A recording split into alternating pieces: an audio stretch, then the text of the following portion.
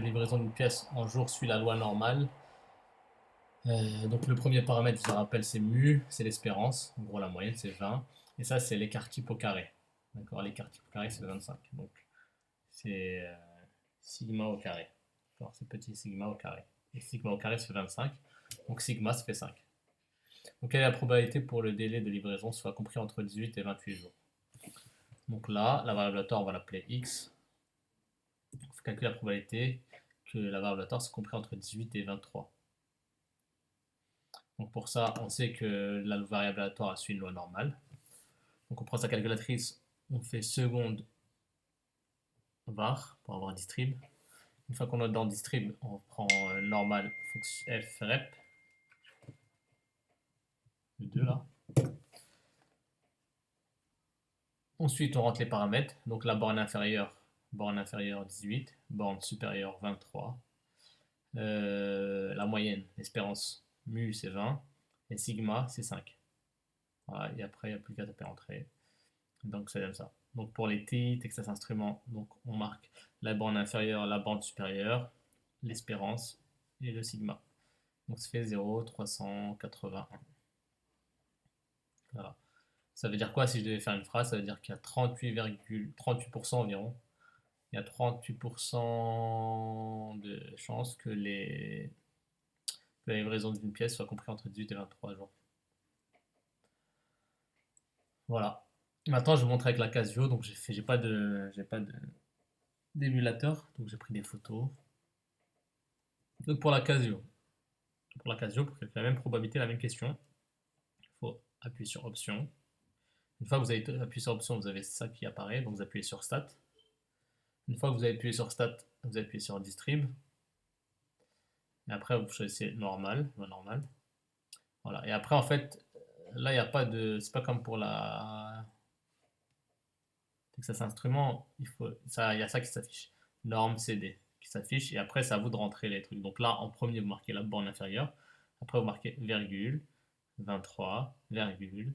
Et là c'est l'inverse de la Texas Instruments, vous ne mettez pas l'espérance au premier, vous mettez l'écart type. Donc l'écart type c'est 5, c'est là, 5 et l'espérance c'est 20. Donc vous tapez entrée. Donc la virgule, faites attention. Non, on ne voit pas sur ma calculatrice là. La virgule, ben, il y a la touche virgule. La touche virgule, normalement, elle est en dessous de la touche cos, au-dessus de la touche delete, del, pas très loin de la parenthèse. Donc voilà. Et après, vous écrivez 0,380. Là, c'était pas demandé à 10 puissance 10-3 ou 10-2. Donc si vous avez marqué 0,38, c'est bon. Voilà, donc la différence entre la Texas Instruments et la Casio.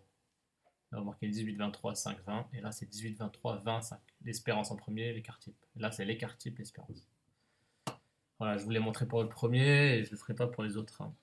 Donc, pour le deuxième, la probabilité que la variable aléatoire soit supérieure à 30. Donc, il faut que x soit supérieur à 30. Donc, en gros, que le délai de livraison soit supérieur à 30 jours. Donc, avec la TI, donc on fait la manipulation. On obtient ça. Et donc là, en fait, c'est x. La x doit être plus grande que 30. Donc, la borne inférieure, c'est 30. Et il n'y a pas de borne supérieure. Ça va jusqu'à l'infini. Et donc, à l'infini, c'est pas un nombre. Donc, on va marquer un très grand nombre. Très, très grand nombre. 10 puissance 99. Donc, un 1 avec 99 zéros. Donc, c'est un nombre très, très grand. Voilà, donc, quand il n'y a pas de borne supérieure, on marque ça. Et quand il n'y a pas de borne inférieure, on met moins 10 puissance 99. Donc, un nombre très petit. Voilà, d'accord. Donc, c'est de x, il doit être plus grand que 30 jusqu'à, entre guillemets, l'infini. On n'atteint jamais l'infini. Mais bon, avec la calculatrice, on lui marque un nombre très grand, ça suffit. Bon.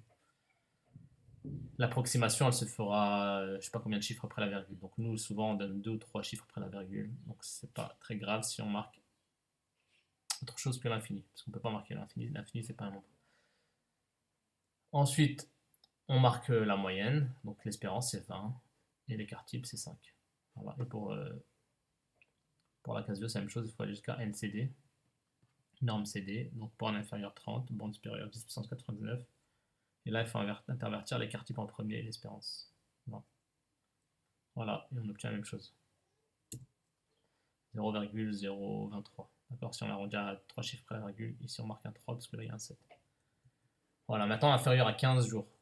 Donc x, il ne doit pas être plus grand que 15 et il peut être très petit. On obtient 0,159.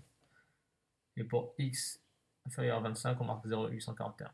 Donc pour la borne inférieure, on a marqué moins 10 puissance 99. Regardez dans les exercices qu'on a déjà vus, qui ont déjà été corrigés. Voilà, donc ça, c'est les résultats.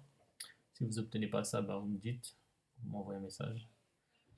Voilà pour l'exercice 5. Maintenant, l'exercice 7. La quantité d'eau contenue dans une bouteille d'une certaine marque exprimée en litres suit la loi normale d'espérance 1 et d'écart type 0,02. On choisit au hasard une bouteille de cette marque. D'accord. Donc en gros, en théorie, les bouteilles elles doivent contenir 1 litre, mais il y a toujours, c'est pas précis, hein. Donc quelle est la probabilité que cette bouteille contienne exactement 1 litre?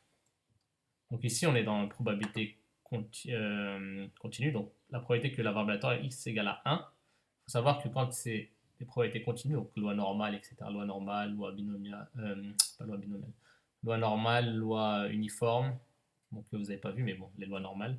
Donc dans le cas de loi normale, la probabilité que c'est égal à une valeur précise, c'est égal à 0. Regardez bien dans le cours. On avait expliqué. Voilà. Ensuite, maintenant, la deuxième question, sans calculatrice, préciser la probabilité que cette bouteille contienne entre 0,96 et 1,04. Donc, faire sans calculatrice, puis entre 0,96 et 1. On va d'abord faire ça. Donc, on cherche la probabilité que x, la variable aléatoire x, soit comprise entre 0,96 et 1,04. D'accord. En gros, que la bouteille elle contienne entre 0,96 litres et 1,04 litres. Ici, quand on regarde les nombres, et qu'on regarde l'écart type, c'est 0,02, l'espérance c'est 1. Donc on doit remarquer que 0,96, c'est 1 moins 2 fois ça. 1 moins 0,04. Et là, c'est 1 plus 0,04. Donc là, c'est 1 plus 2 fois l'écart type, et là, c'est 1 moins 2 fois l'écart type. Donc ça, vous devez le remarquer, 1 moins 2 fois l'écart type. Ça, c'est l'espérance, moins 2 fois l'écart type. Là, c'est l'espérance, 1, plus 2 fois l'écart type. Et vous devez savoir le cours, la propriété de ce cours-là. C'est que lorsque la variable aléatoire est comprise entre l'espérance moins 2 fois l'écart type et l'espérance plus 2 fois l'écart type, bah, la probabilité, ça sera toujours 0,95. Toujours. Donc en gros, là, cette partie-là qui est sous la courbe, ça représente 95%. L'espérance, c'est mu. Là, c'est mu moins 2 fois l'écart type, et là, c'est mu plus 2 fois l'écart type. Donc, c'est-à-dire qu'on a le résultat, ça fait 0,95. Voilà, ici, maintenant, dans la deuxième partie de la question, puis entre 0,96 et 1. Donc maintenant, entre 0,96 et 1. On va s'aider du graphique. Si on s'aide du graphique, on sait que là, l'espérance, c'est 1. Mu moins 2 fois l'écart type, c'est 0,96, ici.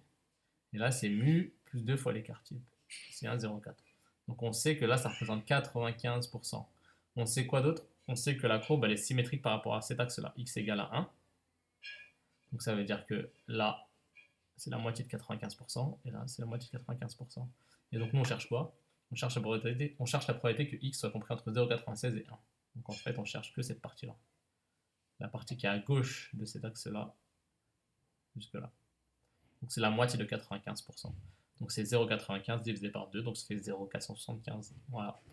Fin de l'exercice. Si vous n'avez pas compris, vous pouvez m'envoyer des questions.